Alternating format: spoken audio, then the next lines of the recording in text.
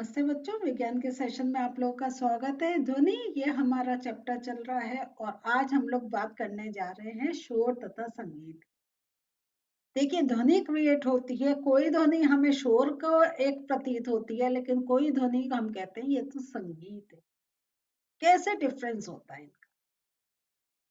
वैसे देखा जाए कि जो चीज से हमें एक आराम मिलता है, रिलैक्स फील करते हैं, वो हमें संगीत लगता है। लेकिन जिस चीज से हमें एक मन में एक अशांति क्रिएट होती है, वो होता है शोर।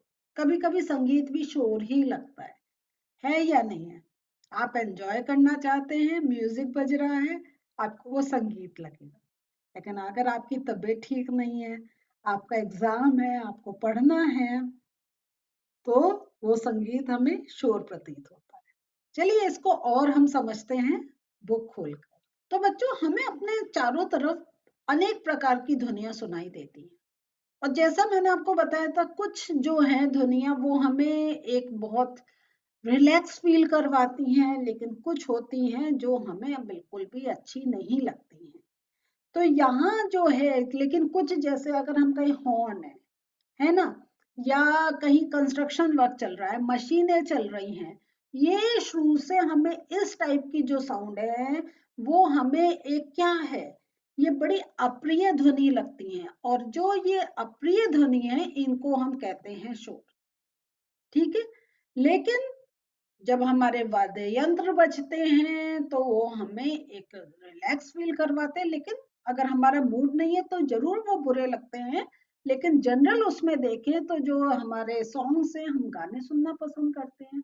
हम डिफरेंट जो म्यूजिकल इंस्ट्रूमेंट्स हैं उनकी साउंड सुनना पसंद करते हैं। जो पशु पक्षियों की जो आवाजें आती हैं वो हमें अच्छी लगती हैं। तो वो जो अच्छी हमें ध्वनि लगती है उनको हम सुस्वर ध्वनि की कहते हैं, या हमें वो एक रिलैक्स देते हैं। तो ये हो गए हमारे दो प्रकार के कि जब हम कहते हैं एक शोर या एक सुस्वर ध्वनि। इसके बाद हम लोग देखते हैं शोर प्रदूषण के बारे में। और जो आजकल जैसे हमने वायु प्रदूषण के बारे में पढ़ा है, जल प्रदूषण के बारे में पढ़ा है, हमने मृदा प्रदूषण के बारे में पढ़ा है, इसी प्रकार एक और प्रदूषण है, वो है शोर। और ये जो शोर है, ये जब हमारा एक बहुत अधिक एक कहें जो हमारी अनवांटेड साउंड्स हैं, जो हम सुनना नहीं चाहते हैं, कि हॉर्न बज रहा है, व्हीकल की आवाजें आ रही हैं, गू गू गू गू, एक वाहन सड़क पर चल रहे हैं, कहीं पास में कंस्ट्रक्शन चल रहा है, उसमें मशीनें चल रही हैं, तो यह फैक्ट्री है, फैक्ट्री में मशीन चलने की आवाज आ रही है, पटाखे हैं वो फट रहे हैं। तो ये सारी जो ध्वनियां हैं, जो किसी को भी नहीं पसंद आती हैं और बड़ा हमारे अंदर एक कहें गुस्सा क्रिएट करती हैं, तो वो सारी ध्वनियां एक शोर प्रदूषण की कैटेगरी में आ जाती हैं। और इन सब से शोर प्रदूषण होता है। इवन जो अगर यह है कि घरों में बहुत तेज से टेलीविजन चले, रेडियो चले, या आपके जैसे आप देखें आपकी वॉशिंग मशीन घर में चलती है, मिक्सर चलता है, कितना एक लगता है, एक अक्सर होता है कि एकदम हम कहते हैं बंद करो इसे, कि क्या आवाज आ रही है। तो ये सारे जो हैं, ये एक हमारे शोर प्रदूषण के कारण बनते हैं। शोर प्रदूषण की अगर हम हानियां देखें, तो ये स्वास्थ्य से रिलेटेड बहुत हानियां होती हैं। कि अगर आपका शोर है, आप सो नहीं पाएंगे, आपके अनिद्रा का एक प्रॉब्लम हो जाएगी। अब अगर आप सो नहीं पा रहे हैं, तो हमारा सोना हमारे लिए बहुत जरूरी होता है, क्योंकि हम उससे हमारा बॉडी, हमारा माइंड पूरा रिलैक्स करता है। अगर हम नहीं सो पा रहे हैं तो हमारा बॉडी रिलैक्स नहीं कर पा रहा है, हमारा ब्रेन, हमारा माइंड नहीं रिलैक्स कर पा रहा है, तो हमें और हमारे शरीर में दूसरी परेशानियां होनी शुरू हो जाएंगी। तो देखिए, अनिद्रा एक बहुत बड़ा है, एक कहें कि उससे एक प्रॉब्लम, शोर से एक ये प्रॉब्लम होती है। फिर जब आप सो नहीं पाते हैं, तो आपका चिड़चिड़ापन हो जाता है, आप तनाव में रहने लग जाते हैं, क्योंकि आपको पूरे समय यही लगता है, यार मुझे नींद नहीं आई रात में। है ना। जब भी आप रात में प्रॉपर नहीं सो पाते हैं तो अगले दिन होता है यार रात में नहीं सो पाए हैं, मुझे आज प्रॉपर सोना है। तो वो एक अंदर से एक तनाव सा होने लगता है, और जब तनाव होता है तो आपका उच्च रक्तचाप हो जाता है, कि रक्तचाप हो जाता है, कि आपका ब्लड प्रेशर बहुत इंक्रीज हो जाता है। अब जब ब्लड प्रेशर इंक्रीज होगा तो आपकी हार्ट में प्रॉब्लम हो सकती है, क्योंकि हमारे बॉडी के सारे ऑर्गन्स एक दूसरे से रिलेटेड है। एक ऑर्गन को प्रॉब्लम होगी तो दूसरे को होगी, दूसरे को होगी तो तीसरे को होगी, तीसरे को होगी तो चौथे को होगी। तो यहाँ पे एक ना, अगर देखें कि एक अनिद्रा से आपकी और बहुत सी प्रॉब्लम्स क्रिएट हो सकती हैं। फिर जब ये सब हमारे शरीर में कहीं कुछ प्रॉब्लम हो गई, हमें हाई ब्लड प्रेशर हो गया, लो ब्लड प्रेशर हो गया, या हमारा हेडेक होने लग जाता है, कि हम कहते हैं भैया नींद नहीं आ रही है, सिर में दर्द हो रहा है। तो इन सब से क्या होता है कि जब हमारी ये प्रॉब्लम होती है तो अब हमें चिंता होने लगती है कि हमारा स्वास्थ्य डाउन हो रहा है। तो देख रहे हैं कि अगर हमारा ये, और ये सब किस कारण हो रहा है, क्योंकि शोर है, और शोर हो रहा है, हम सो नहीं पा रहे। ठीक है या नहीं। तो ये भी इस टाइप से हमारा पूरा स्वास्थ्य एक इफेक्ट हो रहा है। और फिर उससे क्या होता है, दूसरा जो होता है कि जब ये शोर प्रदूषण, और आप कहीं ऐसी जगह काम करते हैं जहाँ पे कॉन्टिन्यूस मशीन्स चल रही हैं, कुछ ऐसा हो रहा है, तो आपके जो आप, हमने ईयर स्ट्रक्चर पढ़ा था, ईयर ड्रम है, वहां वो लगातार वो वाइब्रेट कर रहा है, इतनी तेज उसके में साउंड्स जा रही है जिससे वो वाइब्रेट कर रहा है, तो उस पे भी खराब होने के डर हो जाते हैं। तो आपको सुनने में परेशानी होने लग जाती है, क्योंकि ईयर ड्रम इफेक्ट हो जाता है। तो और जब देख रहे हैं ना कि एक जगह से दूसरी जगह चीजें पास हो रही हैं, अब यहाँ पे इफेक्ट हुआ, वो डैमेज हुआ, तो जिन चीजों को वो प्रिवेंट कर रहा था वो अंदर तक जा रही हैं, तो अंदर के पार्ट्स इफेक्ट हो रहे हैं। तो हर जगह हम कहते हैं कि बीमारी लगना एक चेन रिएक्शन है, एक से दूसरी, दूसरी से तीसरी, तीसरे से चौथी। ठीक है। तो ये शोर प्रदूषण जो है ये बहुत ज्यादा एक गलत हमारे शरीर पर प्रभाव डालता है।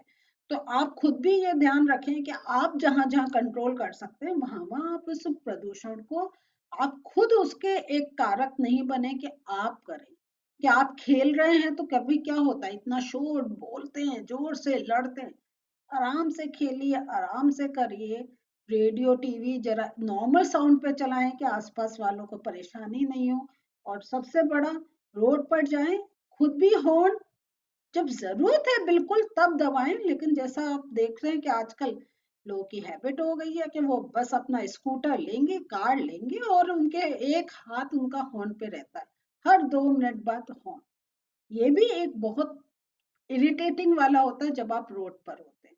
तो आप इसका ध्यान रखें कि जब कोई सामने आ रहा है, किसी को बचाना है, तब जरूर हॉर्न पे और जरा हल्का सा बजाएं। ये नहीं कि अगर आप फुल रास्ते बस हॉर्न बजा रहे हैं कि सामने से हटो, मुझे जाने दो, ऐसा नहीं है। तो ये सब भी आपको समझने की बात है।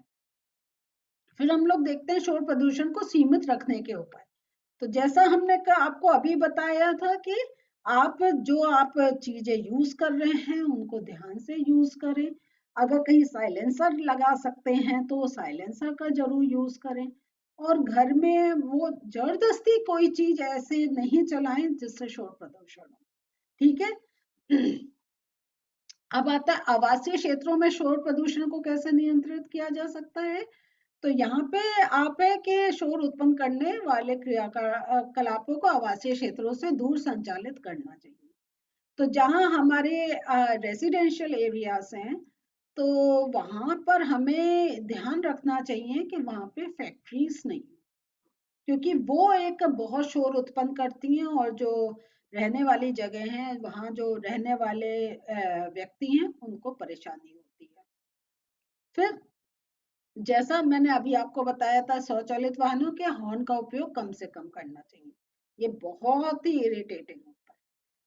फिर हम जो ये टेलीविजन तथा संगीत निकायों की ध्वनि प्रबलता कम हमें रखनी चाहिए, ये भी मैंने अभी आपको बताया। और दूसरा जो इम्पोर्टेंट है, ये जो हम पेड़ लगाते हैं ये काफी साउंड को अपने अंदर एब्जॉर्ब कर लेते हैं। तो वो एनवायरनमेंट को क्लीन भी रखते हैं, ऑक्सीजन भी देते हैं, लेकिन ये साउंड पॉल्यूशन को भी कंट्रोल करते हैं। तो पेड़ हमें लगाने चाहिए। फिर यहाँ आपको श्रवण क्षति के बारे में हम थोड़ा और डिस्कस कर लेते हैं। तो कुछ वैसे तो सबके सब ठीक ही रहता है, लेकिन कुछ ऐसे होते हैं जिनका जन्म से ही कान में कोई एक डिफेक्ट होता है, ईयर ड्रम में, या उनका नर्व्स ब्रेन से नहीं वो कनेक्टेड है, तो उनका या किसी ऐसी एक्सीडेंट हो गया, चोट लग गई, तो उनके श्रवण में क्षति होती है और वो ठीक से वो बोल भी नहीं पाते हैं और सुन भी नहीं पाते हैं। तो ऐसे लोग क्या होता है, संकेत वो वाली भाषा लेते हैं और अपने हाथों से वो एक समझाते हैं कि वो बोलना क्या चाह रहे हैं। तो ये आपने न्यूज़ चैनल इन सब में देखा होगा कि वो उनके हर अल्फाबेट, हर वर्ड के लिए उनका एक एक्शन होता है, और वो जब वो वाला एक्शन करते हैं तो उनको वो ट्रेनिंग होती है कि वो वैसे अपनी बात को बोल पाए, और दूसरा अगर ऐसे बोल रहा है तो उसको समझ भी पाए। तो इस टाइप से ये एक डिसेबिलिटी होती है। लेकिन और हमें ये ध्यान रखना चाहिए, अगर हमारे कांटेक्ट में कोई ऐसा पर्सन है तो हमें पूरी सिंपैथी होनी चाहिए कि उनकी गलती नहीं है, वो तो उनका शारीरिक अंग है जो किसी वजह से वो काम नहीं कर रहा है। तो श्रवण क्षतिग्रस्तों के रहन-सहन के वातावरण में सुधार लाने के लिए समाज में बहुत कुछ कर सकता है। तो जैसा मैंने कहा, सबसे बड़ा है कि कभी अगर हमें ऐसे कोई मिलता है, हम लोग हँसने लगते हैं, ये सबसे गलत बात है। अगर किसी के अंदर डिसेबिलिटी है, हमें उसके पूरी रेस्पेक्ट देनी चाहिए, क्योंकि उसका एक अंग ही तो है जो ठीक से कार्य नहीं कर रहा है, बाकी तो वो अपनी बात बोल सकता है, वो कर सकता है। तो हमें पूरा उनके साथ कोऑपरेट करना चाहिए। समझदार बच्चे हैं, इसको याद रखिएगा। चलिए आज का नोट देख लेते हैं। तो बच्चों, शोर प्रदूषण की बात करते हैं तो वातावरण में अत्यधिक या अवांछित ध्वनियों को शोर प्रदूषण कहते हैं।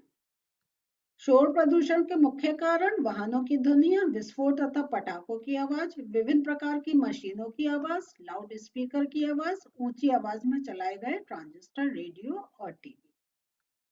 हानियां क्या होती हैं? अनिद्रा, उच्च रक्तचाप, सुनने की क्षमता अस्थायी या स्थायी रूप से कम हो सकती है।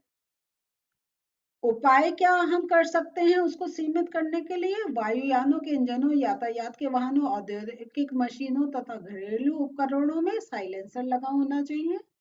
शोर करने वाले क्रियाकलापों तथा उद्योगों को आवासीय क्षेत्र से दूर स्थापित करना चाहिए। वाहनों में हॉर्न का उपयोग कम से कम होना चाहिए। टीवी तथा संगीत निकायों की ध्वनि प्रबलता कम होनी चाहिए। तो बच्चों, ये शोर प्रदूषण देखिए, हम कहाँ से हमने स्टार्ट करा था कि हम सुनते कैसे हैं, साउंड कैसे क्रिएट करते हैं, साउंड कैसे क्रिएट होती है, और लास्ट में आ गए शोर प्रदूषण पे। तो इसके साथ साथ हमारा चैप्टर भी फिनिश होता है। हमारे सेशन से अभी, जिसमें हम प्रश्न और उत्तर इसी चैप्टर से रिलेटेड डिस्कस करेंगे। मिलते हैं फिर से। बाय।